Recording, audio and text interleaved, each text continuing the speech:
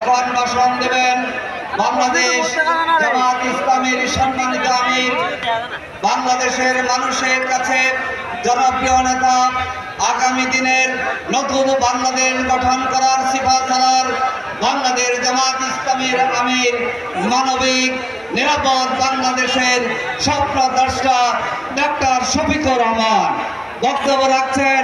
Doctor Shafiqur Rahman, নারে তাকবীর, নারে তাকবীর।